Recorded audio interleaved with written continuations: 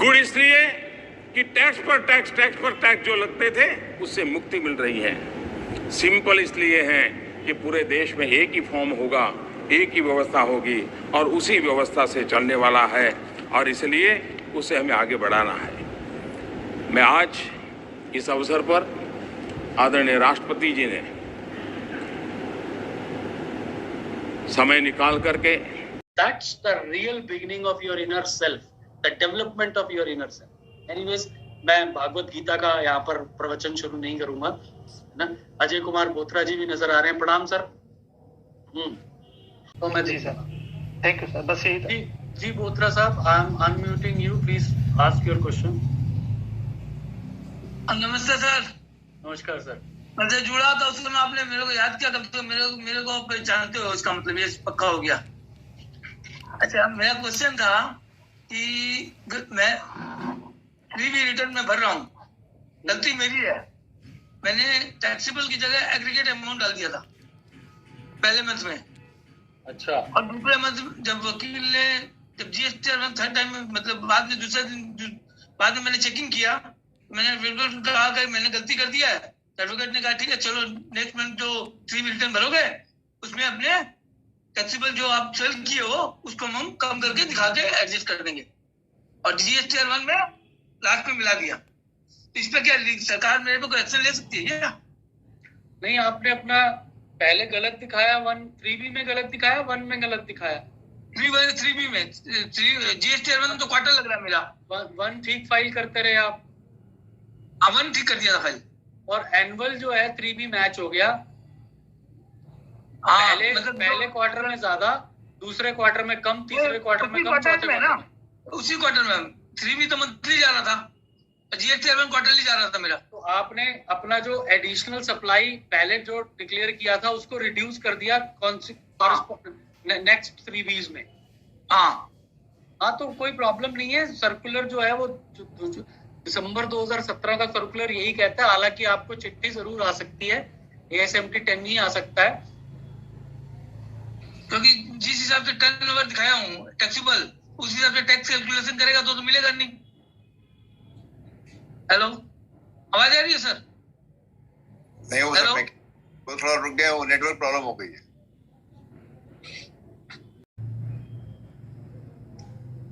Sorry, मेरे ख्याल net पे फिर प्रॉब्लम हो गई शायद। I am sorry. बोलूं वापस एक बार? हाँ, मैंने बता दिया सर आपको। जैसे जिस समय मैंने मतलब टैक्सेबल की जगह एग्रीगेट टैक्स दिखा दिया था, उस हिसाब से टैक्स कैलकुलेशन तो कम हो गया, और नेक्स्ट वाले में टैक्सेबल तो मेरे कम हो गया, टैक्स बेची हो गई। कोई बात नहीं, तो मिलाने के लिए कोई बात नहीं।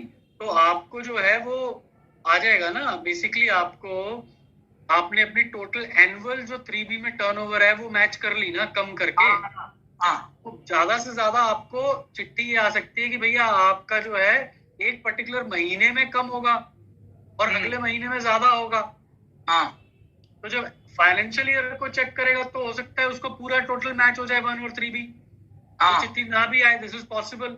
लेकिन अगर वो एक पर्टिकुलर महीने को या क्वार्टर को चेक करेगा तो शायद डिफरेंस नजर आए। तो कोई प्रॉब्लम नहीं है सर, वो प्रोसेस यही है, इसके अलावा और कोई प्रोसेस नहीं है। क्योंकि हम नेगेटिव फिगर 3B में डाल नहीं सकते, रिवाइज कर नहीं सकते, so what else we will do. अच्छा, ठीक है सर।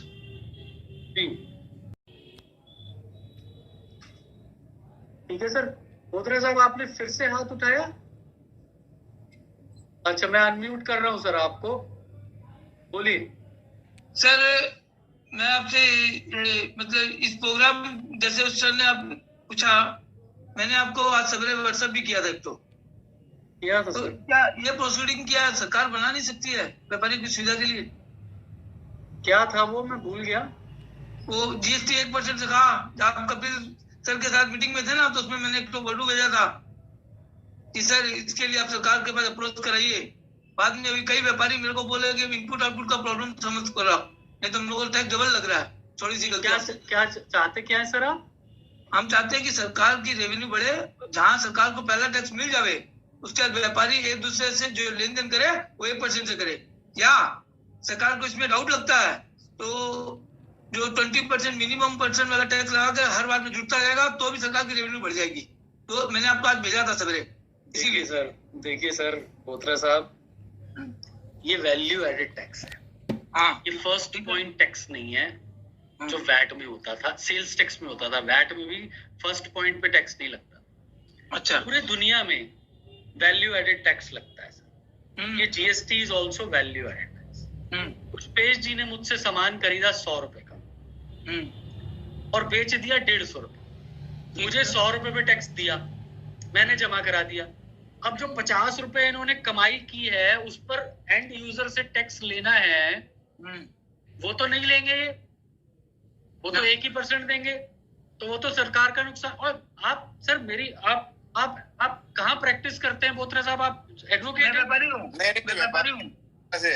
सर देखिए मेरी विनती मानिए बोथरा साहब, ये जो जितना नजर आता है उतना आसान नहीं है।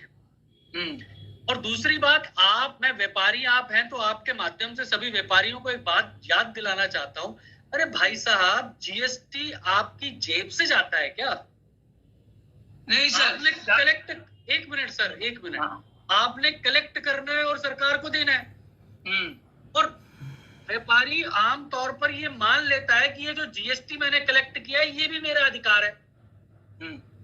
भाई साहब ऐसा नहीं है, आप एजेंट ऑफ द गवर्नमेंट हैं। आपको ये टैक्स कलेक्शन का अधिकार दिया है अंडर। ठीक है सर। बोथरा साहब आपने फिर से हाथ उठाया।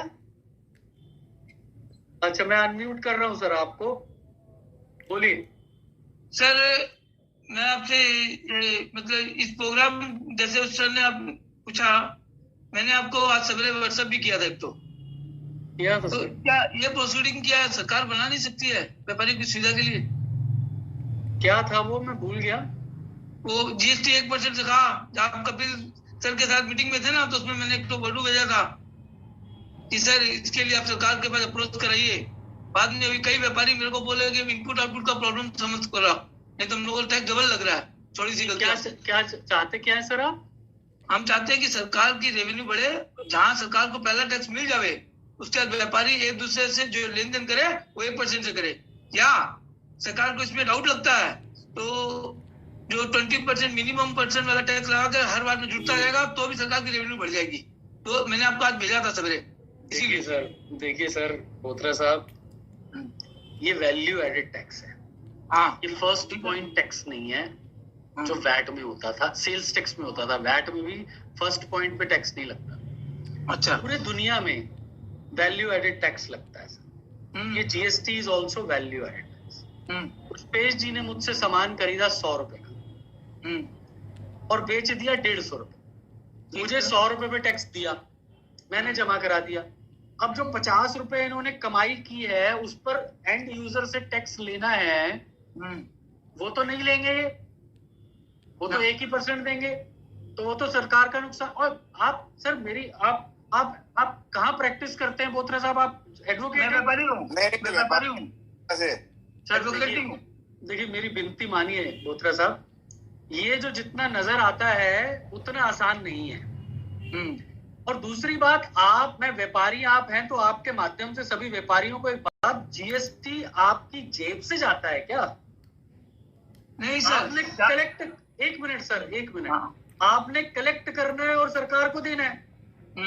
और व्यापारी आम तौर पर ये मान लेता है कि ये जो जीएसटी मैंने कलेक्ट किया है ये भी मेरा अधिकार है।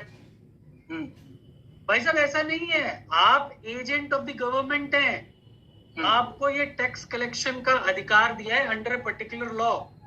और आप जो कह रहे हैं साहब वो पॉसिबल नहीं है, संभव नहीं है वो, क्योंकि मैं अगर आपकी बात मानूंगा तो मुझे पूरा कानून का स्ट्रक्चर बदलना पड़ जाएगा। सिर्फ एक नोटिफिकेशन से थोड़ा ना ये मैं कर सकता हूँ। मैंने तो वैल्यू एडेड टैक्स बनाया है, जितने हाथ बदलेगा, जितना वैल्यू ऐड होगा उतना टैक्स कलेक्ट होगा। पिछले का क्रेडिट ले लीजिए, अगला दे दीजिए। और थोड़ी सी गलती हो तो पूरा का पूरा डबल टैक्स पेड करो। सर देखिए, आप कुछ और बात कहेंगे तो मैं आपके साथ हूँ। अगर आप टैक्स स्ट्रक्चर को इस समय यहाँ पर इस तरह से बदलना चाहेंगे तो मैं आपके साथ, मैं आपकी बात में हाँ नहीं मिला पाऊंगा। नहीं समझ रहा हूँ। आप लोग जितना समझते हो उतना मैं नहीं समझता। लेकिन सरकार को लास्ट कंज्यूमर से जितना टैक्स कलेक्शन मिलना है उसको पहले ही दे दिया जा रहा है। ऐसा नहीं होता है सर, ऐसा नहीं हो पाता है। आपको पता है कि हमारी एक मिनट सर, आप व्यापारी है सर, तो व्यापारी की बात, व्यापारी जो कर रहा है और हमारे जैसे लोगों की व्यथा सुनिए सर। व्यापारी, आज हमारी इकोनॉमी 2.75 ट्रिलियन यूएसडी की है और हमारा 1/3, अभी भटनागर साहब भी बात बोल रहे थे, हमारा टैक्स नेट जो है वो 1/3 है। केवल 30 रुपए पर जीएसटी लगता है, इनकम टैक्स लगता है। 70 रुपया 2 नंबर में होता है पैरेलल इकोनॉमी, जिसको हम कहते हैं ट्रेड इकोनॉमी। सर आप समझिए, आज अगर मैं जीएसटी में सारे लोगों को ला ही नहीं पा रहा, आप ये कहीं इम्प्लीमेंटेशन में प्रॉब्लम है, आप नॉन कंप्लायंसेस पे इतनी हैवी पेनल्टीज मत लगाइए, मैं आपके साथ खड़ा हूं। मैंने तो शुरुआत ही इसी बात से की थी कि 90% लोग जो हैं वो केवल जो हैं 15% टैक्स देते हैं। अरे भैया उनको क्यों परेशान करना है, उनको छोटी छोटी गलतियों के लिए माफी क्यों नहीं दे दी जाए। और भटनागर साहब, मेरी तो दिल में एक मेरी दिल की इच्छा है, मैं शेख चिल्ली हूँ, मेरे दिल की इच्छा है पिछले 5 साल में इस 5वीं वर्षगांठ पे सरकार एक स्कीम निकाले, जितने भी छोटे मोटे नॉन कंप्लायंसेस हैं, 10-20 हजार रुपए की पेनल्टियां हैं, जितनी भी चीजें हैं सब माफ। 1 जुलाई 2022 से नया किताब लिखी जाएगी तुम्हारी। अगर इसके बाद कुछ हुआ तो छोड़ेंगे। तो सर इस तरह की सिचुएशन बन जाए मान लेता हूं, लेकिन आप पूरा टैक्स स्ट्रक्चर बदल दें। इनकम टैक्स में ये हो सकता है कि मेरी banking cash transaction, banking tax, banking जितनी ट्रांजैक्शन है उस पर 2% टैक्स लिया और छोड़ दिया, वो पॉसिबल है। यहाँ ये मैकेनिज्म संभव नहीं है सर। तो सर 43% अगर रेवेन्यू बढ़ती है तो क्या प्रॉब्लम है सरकार को? किसने बोला 43% रेवेन्यू बढ़ जाएगा? मैं कैलकुलेशन करके बता सकता हूँ, क्योंकि मेरा टैक्स ही कलेक्शन करना नहीं और रेवेन्यू बढ़ा देना। उसको सेपरेटली डिस्कस कर लेंगे। ठीक है, स्पीकर साहब के हाथ में नहीं है वो टैक्स का। वो बात नहीं है, मैं सर से आगे 2 बार व्हाट्सएप में इनसे कई बार किया हुआ हूँ, इसलिए आज मैंने आप लोग के सामने किया, उसके लिए माफी भी मांगता हूँ कि थोड़ा सी नहीं आप, अरे सर विचार अभिव्यक्ति की स्वतंत्रता है।